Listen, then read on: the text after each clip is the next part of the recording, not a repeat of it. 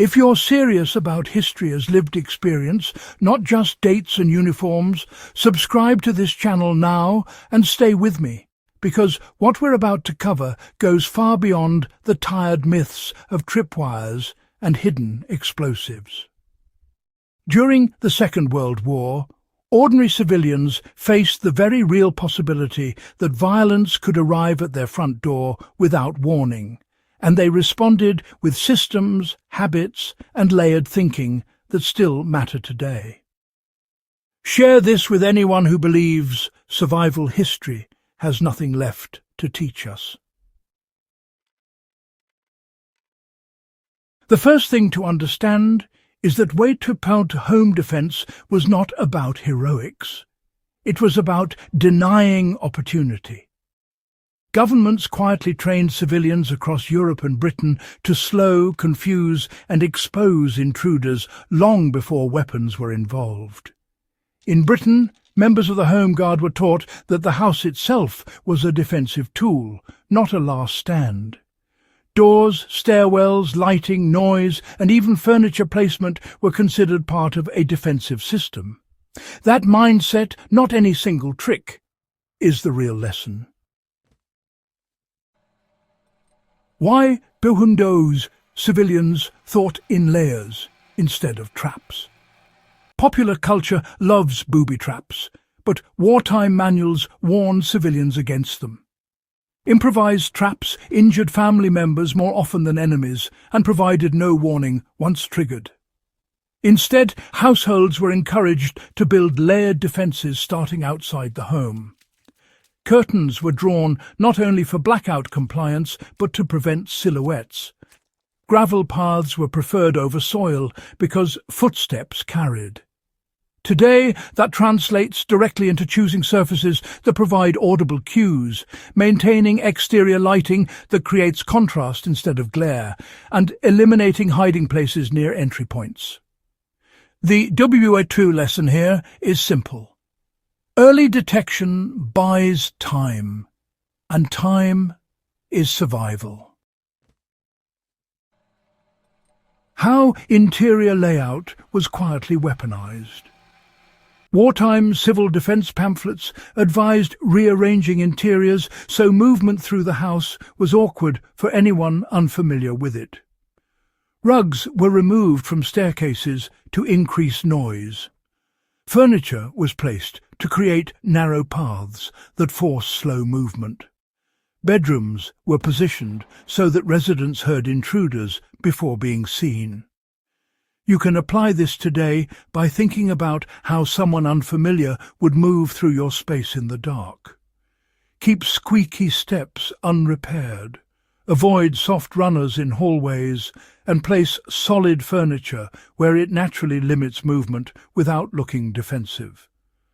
The goal is not obstruction, but awareness. You know, darkness during the war was never just about plunging everything into pitch black. The blackout is often misunderstood as total darkness, but in reality, WWII households learned to control light with a kind of precision.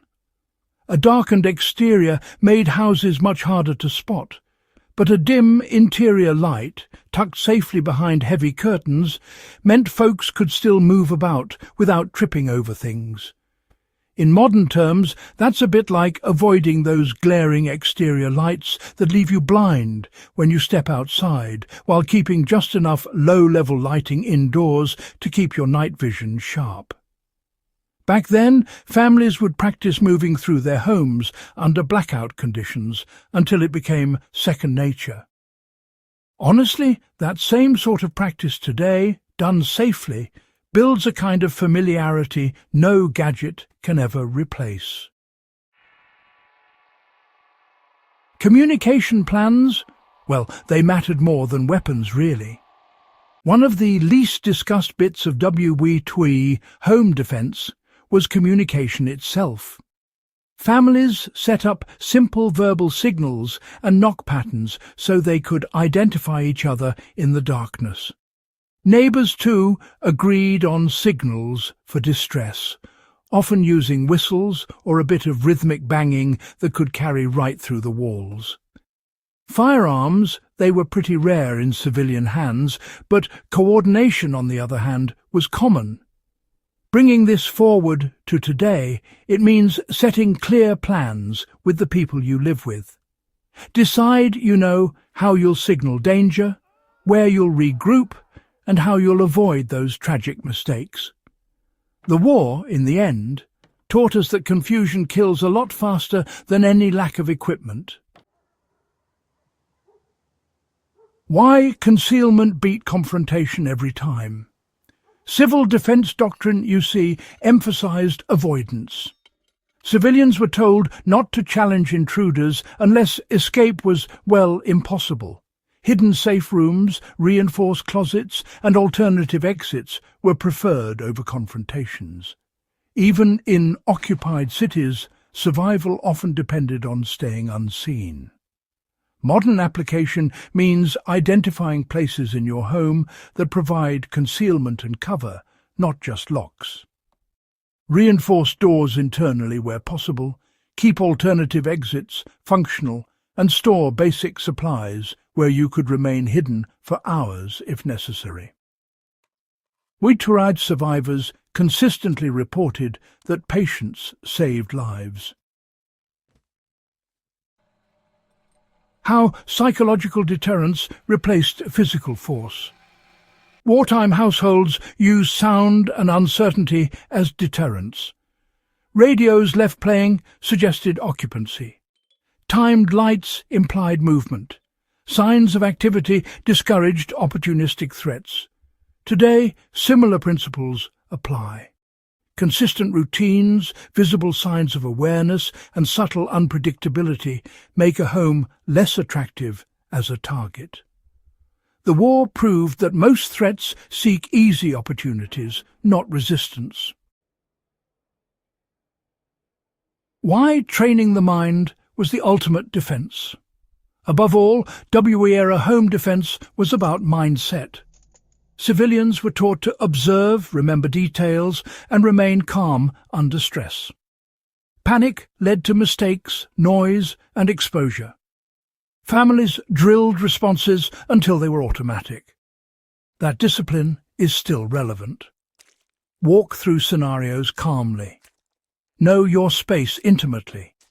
Understand that preparation is not paranoia, but respect for reality.